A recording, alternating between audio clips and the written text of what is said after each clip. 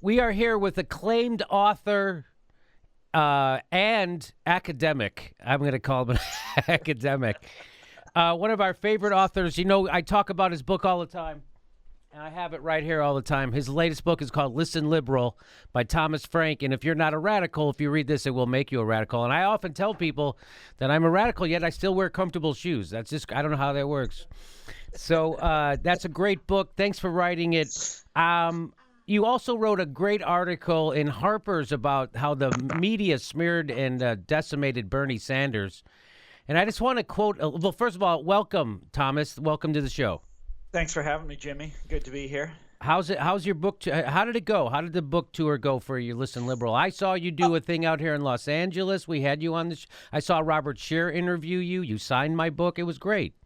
Yeah, so it started out slow. The book, you know my story, Jimmy. I have succeeded in pissing off the entire world somehow, and the book started out real slow. It didn't get a lot of attention, but once Trump got elected, oh my God, people were all of a sudden very anxious to know what had just happened, and.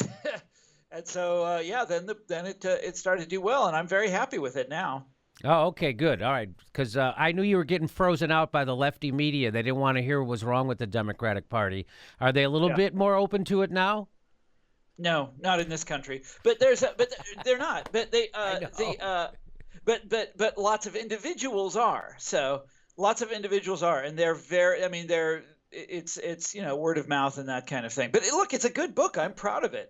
I think it's one of the best things I ever wrote, and it has done very well critically in foreign countries. So I don't know when did I do my interview with you? It was before or after I went to Australia. I went on a tour of Scandinavia. Hey, I was on the national TV in the Netherlands. So we've actually shown video of you on TV in Netherlands on our show. So that was a great one. Everybody was so nervous, and I was like, sorry, I don't understand what you're saying. I don't care. Why was everyone so nervous? Because for them, that show is a really, really, really big deal. I mean, everyone else in the room it's all live. Oh, okay. And they're all like incredibly nervous. And I had no idea what they were saying, so, Okay. I want to read a quote from your last article, our last article I read in the Harper's, which was from last year, actually. You said, the Washington Post, the gallant defender of a free press, that bold bringer down of presidents, has a real problem with some types of political advocacy. Certain ideas, when voiced by certain people, are not merely debatable or incorrect or misguided. In this paper's view, they are inadmissible. The ideas themselves might seem healthy. They might have a long and distinguished history. They might be commonplace in other lands. But nevertheless, when voiced by the people in question, they become damaging. Now, what are those political ideas that aren't allowed to be spoken of in Washington Post without being disparaged? It's everything associated with Bernie Sanders is basically what I'm talking about. So you just go down the list of things that he was proposing in the last, in the 2016 primaries, whether you're talking about national, health care, Medicare for all, or you're talking about free college, or you're talking about, redoing the trade deals, calling globalization into question, or any of the other things that he talked about. These were, and none of these are particularly radical, Jimmy. That's what I'm trying to get across. These are familiar ideas. The Democratic Party themselves used to routinely promise things like this back in like the 1940s. But when Bernie Sanders suggests them, they are inadmissible. That's the word for it. I was trying to capture their attitude towards him, and that's the word, inadmissible. That the establishment, just the establishment, news, the establishment, plutocrats, just the establishment in general, they found his ideas inadmissible, unacceptable, but beyond unacceptable. They're not. They can't even be debated, really. And Bernie Sanders is not he's not Donald Trump. He's not a reprehensible man. He doesn't go around boasting about groping, women. He doesn't make fun of handicapped people. He doesn't do any of those things. He's not that kind of person. By every reasonable standard, he should be a part of the discussion. And also, they didn't know this at the time, of course, but he's the most popular politician in America today. But they didn't know that last year. But they call the people who support Bernie Sanders, and I think when people support Bernie Sanders, I think they're supporting ideas. Unlike when people were supporting Hillary Clinton, they were supporting an idea of who Hillary Clinton represented, not her policies or her positions. Whereas, so that's the ironic twist there. But why now they're calling people who support Bernie Sanders' platform, his position, and his candidacy, they're calling them the alt-left. What do you make of that? Right. I never heard that before. I guess that would make like Harry Truman the alt-left. I mean, it's a little bit nutty. Like I said, Sanders is not. His proposals weren't radical. They are standard stuff in every other Western country. And they were once commonplace among Democrats. Commonplace. Look at Harry Truman's health care proposal in 1948. It's the same thing. I mean, Sanders himself, when they say who do you admire in politics, it's Franklin Roosevelt, that Harry Truman, that generation of Democrats. That's who he admires. He is, in some ways, I was trying to understand why they hate him so much, because it's a mystery to me. Like I just said, he's not an offensive man like Donald Trump. He's in some ways he's a respectable man. He never appears in public without a suit on, his manners are very old-fashioned. You know what I mean? He's a good, honest, decent human. Why do they dislike him so much? And what it finally occurred to me, the reason that they dislike him so much is because he represents a kind of and I'm going to misuse this Freudian term, but it's the return of the repressed. Sanders is the past that the Democratic Party and Democratic centrists, which is the Washington Post, that they think they have put that kind of person and those kind of ideas behind them forever. This is what Bill Clinton's career was all about, right? This is what the Democratic Leadership Council was all about. This is what the Washington Post, if you read their editorials regularly, which I do, I live in right outside of D.C. I read it every day. That old Democratic Party, that pre-Bill Clinton Democratic Party, that sort of 1960s Democratic Party, they hate that. The great triumph of the generation that is in charge today was suppressing that Democratic Party, that vision of liberalism. It's a generational triumph, and Sanders represents taking that triumph away, like putting all those things into reverse. He is something from a dark past that these people think they have put behind themselves forever. And here he comes saying the same stuff that like Lyndon Johnson would have said, and they can't stand it. So it doesn't seem to me, I thought for sure the Democratic Party would wake up after this and kick out the losers and usher in progressives. Of course, that's not happening. It's not even happening a little bit. They actually moved farther to the right. They went. Tom Perez decided to start taking corporate PAC money at the DNC. They've actually moved further to the right. They're now even saying the head of the DCCC just said the other day that you can be against abortion and you're still cool in the Democratic Party. So they keep, even on social issues, they seem to be moving right. Which that was my joke was Democrats are just Republicans who are cool with abortion and gay people, and now you don't have to be cool with abortion. So. Are you surprised as me that they haven't reformed, and B, why do you think there's going to be a third party that actually comes along to represent people? Well, I mean, this is a complicated question, and it's getting more complicated by the day. And I've been watching your show, so I know you've read the what is it, A Better Deal? Yes, that's what I wanted to talk to you about. Yeah. So look. In broad sweeping terms, it is hard to move a political party. And this is the argument, and you read Listen Liberal. This is the argument in Listen Liberal, is that the problem with the Democrats is it's not just ideas; it's who they are, and that they strongly represent this one group of people, the sort of white collar, highly educated professionals, and that's who they are. And those people don't want to change. I mean, why would they? They have their own political party. They like having their own political party. You would like it too. If you had a political party, Jimmy, that like represented your views in their last every little, detail, you'd like that. And they like having that. And they're not interested in changing that. They're not interested in giving that up. And I mean, this is really, really sort of basic political sociology. They don't want to change. To change them is going to require an external force. Look, can I say something else? I have been arguing this stuff with Democrats and with centrists for how long? Since the 90s, since the Clinton era. And you can often persuade them of the what would you say, of the correctness of your arguments on the, and is strictly on the sort of the merits, on the external facts of them, right? It's like, look, you're losing votes of working class people. Working class people are either deserting your party, which your party used to be all about the needs of working class people. They're either deserting your party or they're not showing up on election day. Either way, either one's catastrophic for you. You got to do something about this. And you can show this to them. You can show them the numbers. You can show them the history and the facts, and they'll be like, yes, that is correct.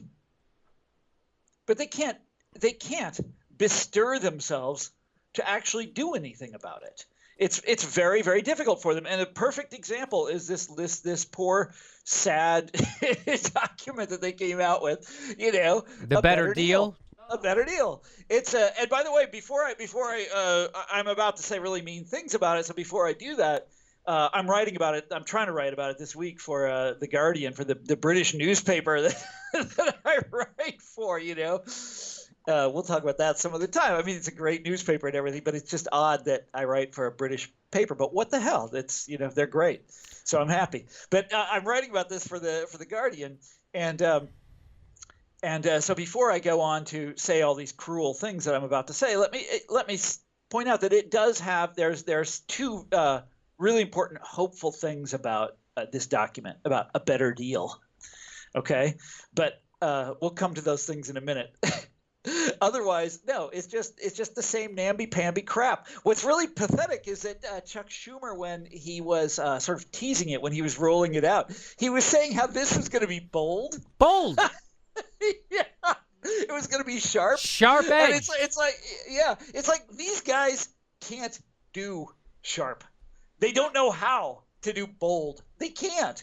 Even if they want to. And like let's give Chuck Schumer the benefit of the doubt. Maybe he really wants to be bold and sharp. He doesn't know how. They wouldn't even know. Like, let's say you said to them, you've got to find sharp and bold. Your life as a party depends on it. Go out and find somebody that can do sharp and bold. They wouldn't even know how to do that. I agree. I couldn't agree with you more. So let's talk about the specifics of a better deal. First of all, so the specifics are who the hell knows what they are? I mean, some of them. Okay, so I take it back. There's one thing about it that I think is really good, and we'll come to that in a minute. But like here, I've actually got a copy of it right here. Okay, can you hold really quickly? I just want to let you know he's a little out of sync. Yeah, there's nothing. I figured that out. It's okay. Yeah. So let's go through the promises of it. Okay, they say they want to raise the minimum wage, but if you look on the website, you think like that. Oh, there you go. That's like hard and fast, and they raise it. They have a give a dollar amount, $15 an hour. Hey, that's pretty good. You go on the actual webpage, and they're like, well, maybe. We're not really sure. Yes. They go $15. They go $15 an hour in 2024, maybe, right? Oh no! It says on the well, you can read it online. Your viewers can read it online. I mean, it says many Democrats support going to $15 an hour. It doesn't say that's what we're about. That's the Democratic Party, $15 an hour. That's the deal. No, Many Democrats think this should be it. Okay, what are some of the other ones? The one that's the worst, of course, is the idea of job retraining, which is an old, they've been promising this for decades. In fact, they have actually set up job retraining programs. I don't know if you're aware of this, Jimmy. These programs are notorious for never working. Do you know about this? They never work. Yes, I read your book. And in fact, they just serve to push the blame onto the worker themselves because it's their fault. They didn't get a proper education, and then they sweeten the deal by throwing tax credits in there for employers, which in my mind makes it even iffier, then it's like so these people, are they going to get paid? Are they not going to get paid? It doesn't make a whole lot of sense. I mean, if you want to raise people's wages, there's all sorts of easy ways to do it. If you want to give people skills, make college free. Make community college free just for starters, but there's all sorts of ways to do that. But but let me ask you a question real before we go. This is just, but wait, there's something really pernicious here that people need to understand. And I can't believe that the Democratic Party falls for this, but they are falling for it. The idea that there aren't enough workers with the right skills, yes, and therefore we have to train them in order to fill the shop floor. It's like, no, there's a really easy solution when you as an employer can't find workers with the right skills. Pay more money. Yes. So if that was actually simple, incredibly simple, and this is just giving them a way out of that. This is like, no, we'll come up with more people for you, so you don't have to pay more money. It's exactly the opposite of what they say they want to do, which is just And if that was actually it's like, oh, Chuck. Why, Chuck? Why? I mean, it's like it's not hard to figure these things out. No, well, So if that was actually the problem, that the workers in America today are being paid low wages because they don't have the skills necessary, that means that the skilled workers in America's pay would be skyrocketing. Exactly. And of course, we know that the skilled workers in America's pay is not skyrocketing, right? That's right. I'm one of them. I have a PhD, Jimmy Dore, and I'm here to tell you that I went to school for 25 years to get that. I mean, from elementary school up to the time I got my doctorate. I got my doctorate, and I know a lot of other people my age who did the same thing, and they're not getting paid all that well, buddy. And so instead of just making college tuition free, what the Democrats are going to do is give a tax break to a corporation, and then they could do some job training. Why not just make community colleges? So that's what you would prescribe. That's what I would prescribe. Well, I would prescribe two things, and then the other one is basically. There's all sorts of make college free, but then on the other hand, companies have all sorts of ways of avoiding paying higher wages. Just to get rid of those things, Like what? What's the one that's most egregious? The H-1B program where they.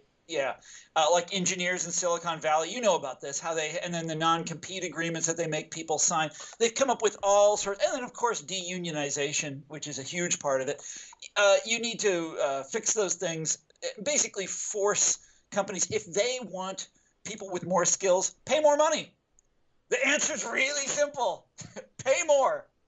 So now you and I both know that the reason why the Democrats don't actually have an economic agenda, although they tout it as an economic agenda, it's just platitudes. It's, again, more training, we want higher wages. It's the old, we're for good things, they're for bad things, right? Yeah. And it's also things that, there's nothing persuasive or convincing about this.